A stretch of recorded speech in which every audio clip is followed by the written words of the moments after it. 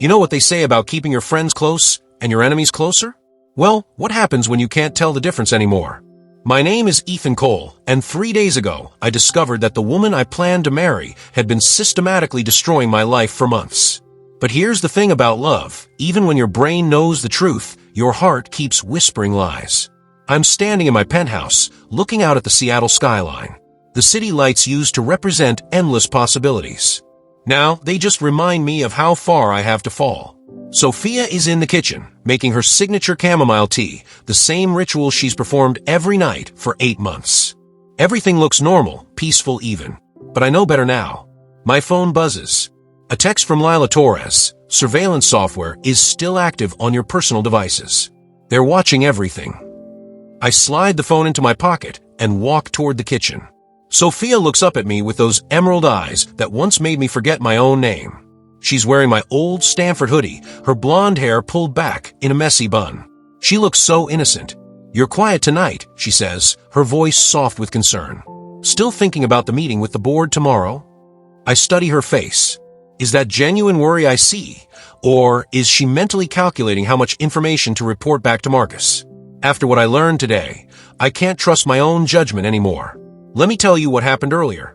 I'd been reviewing security footage with Lila when she found something that made my blood run cold. On my laptop, buried in the system logs, were timestamps showing file access at times when I was asleep. Someone had been using my computer regularly between 2 and 4 a.m. over the past 6 weeks. "Ethan," Lila had said, her face pale, "whoever did this had physical access to your laptop. They knew your passwords, your security questions, everything.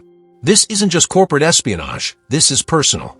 I remembered all those nights when Sophia would get up for water or claim she couldn't sleep. How she'd pad around the apartment in bare feet while I was unconscious, thinking she was just restless. The pieces were falling into place like a puzzle I never wanted to solve. "Sophia," I say, leaning against the marble counter. "We need to talk." Something flickers in her expression. Fear? Guilt? She sets down her mug with trembling hands. "Of course. What's wrong? You look like you've seen a ghost." I pull out my phone and show her the security logs. "Can you explain why my laptop was accessed at 3:17 a.m. last Tuesday?" The silence stretches between us like a chasm. I watch her face cycle through emotions, confusion, realization, then something that looks almost like relief. "Ethan, I can explain." "Can you?" "Because I've been trying to understand how the woman I love, the woman I plan to spend my life with, could systematically destroy everything I've built." Tears start flowing down her cheeks. Real tears, not the crocodile tears I was expecting. She sinks into one of the bar stools, her shoulders shaking. "You don't understand," she whispers. "I never wanted any of this to happen." What happens next is something I'll replay in my mind for the rest of my life. Sophia looks up at me with those tear-filled eyes and begins to speak. "Marcus found me 6 months ago, not the other way around. I was at that charity gala in San Francisco, the one where we first met, remember? He approached me at the bar while you were giving your speech about AI ethics." She takes a shuddering breath. "He knew everything about me, Ethan. My real name isn't even Sophia Reed. It's Sarah Reynolds. My father isn't Richard Reed, he's Robert Reynolds, and he's been in federal prison for embezzlement since I was 16. The room starts spinning. Everything I thought I knew about the woman I love is crumbling in real time. Marcus had photos, documents, evidence of my past. He said if I didn't help him, he'd destroy me. Not just expose me, destroy me. He had connections to people who could make me disappear. I want to comfort her, but I force myself to stay where I am. So you chose to destroy me instead." "No." She stands up so fast the stool topples over. "I tried to protect you. Every piece of information I gave him, I tried to make it useless. I'd give him outdated financial reports, old business plans, anything to buy time while I figure out how to get us both out of this. But then, she tells me something that makes everything even more complicated. Ethan, there's something else. Marcus isn't just doing this for revenge. He's working for someone much bigger, someone who wants to destroy the entire AI industry. Your company was just the first target." I lean against the wall, my legs suddenly unsteady. "Who?" "I don't know his real name. Marcus calls him the client. But whoever he is, he has resources that make your fortune look like pocket change. Military connections, government contracts, politicians in his pocket.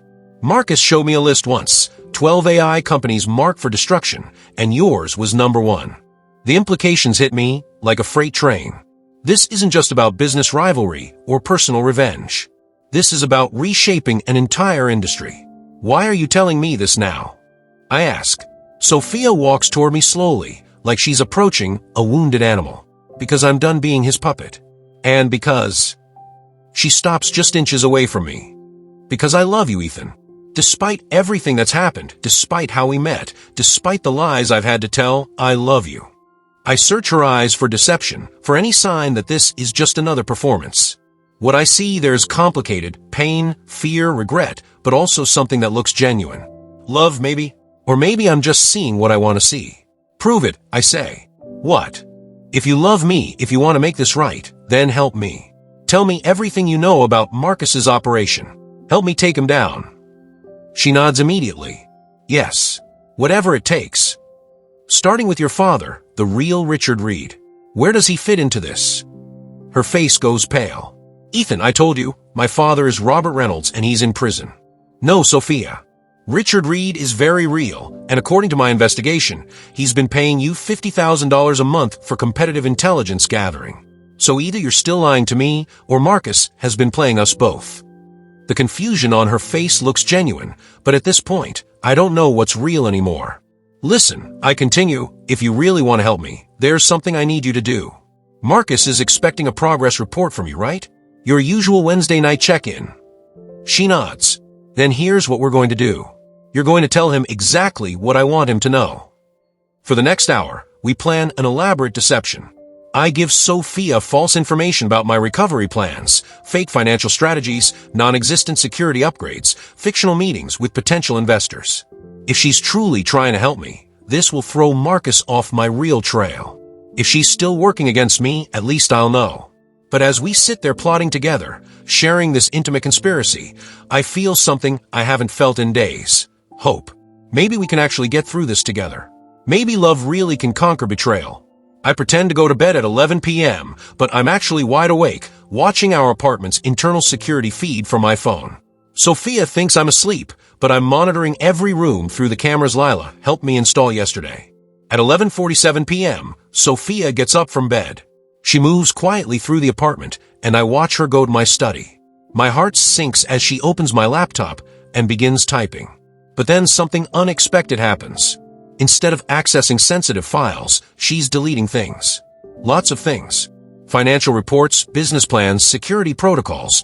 She's systematically wiping my hard drive. At first, I think this confirms my worst fears. She's destroying evidence, covering her tracks. But then I realize what she's actually doing. She's deleting everything that Marcus could use against me. She's destroying months of intelligence that she's gathered, making it worthless to the enemy. I get out of bed and walk quietly to my study.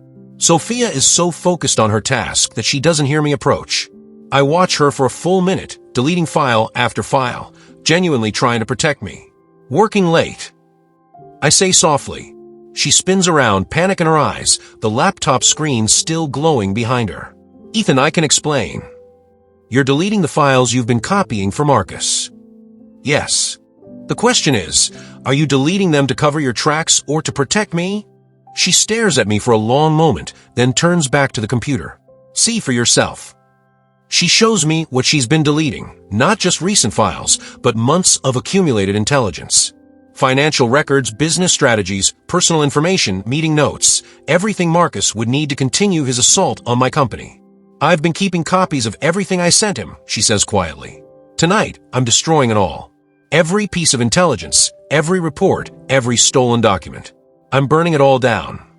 But then she shows me something that changes everything again. Ethan, look at this. She opens a hidden folder on the laptop. These are the real files Marcus wanted, not just your business information, but data from 12 other companies. Your laptop wasn't just compromised to steal from you. It was turned into a gateway to attack other AI companies across the country. I stare at the screen in horror. My home network, my personal devices, have been used as weapons against innocent people. Companies I've never even heard of have been infiltrated through my compromised systems.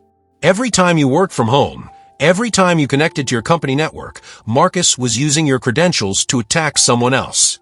You weren't just a victim, Ethan. You were unwittingly turned into a weapon. The full scope of the conspiracy finally becomes clear. This isn't just about destroying my company or getting revenge.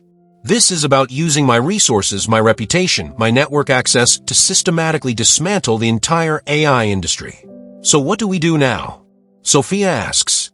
I look at this woman, this complicated, damaged, possibly loving, possibly lying woman, and I realize I have to make a choice. Do I trust her? Do I believe her story about being coerced? Do I accept her help in fighting back? We fight, I say finally. But if you betray me again, Sophia, if any of this is an act, I will destroy you. She nods solemnly. I understand. And we start by feeding Marcus exactly the wrong information. Tomorrow, you're going to tell him that I'm planning to liquidate my assets and flee the country. Let him think he's won.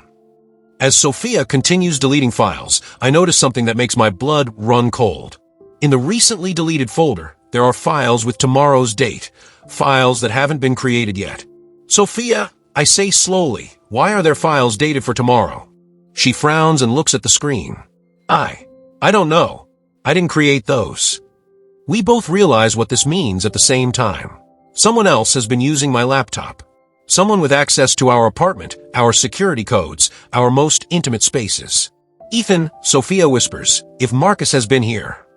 We look at each other in terror, realizing that our entire conversation tonight might have been monitored.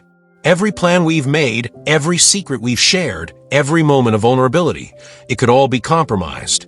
I'm about to respond when we hear the sound of footsteps in the hallway outside our apartment. Heavy, deliberate footsteps that stop right outside our door. Sophia grabs my arm. Ethan, we need to go. Now. But as we head toward the back exit, I realize something that makes my heart stop. Those files dated for tomorrow. They contain detailed information about our conversation tonight. Someone knew exactly what we would discuss before we even discussed it. The footsteps outside our door are getting closer, and I realize that everything we've just shared, every plan we've made, every moment of trust we've rebuilt, it was all part of someone else's design. As we prepare to run, Sophia looks at me with tears in her eyes and says something that will haunt me forever. Ethan, what if we were never in control of any of this? What if every choice we think we're making has already been decided for us? The sound of keys in our front door lock echoes through the apartment, and I realize that our real enemy might not be Marcus at all.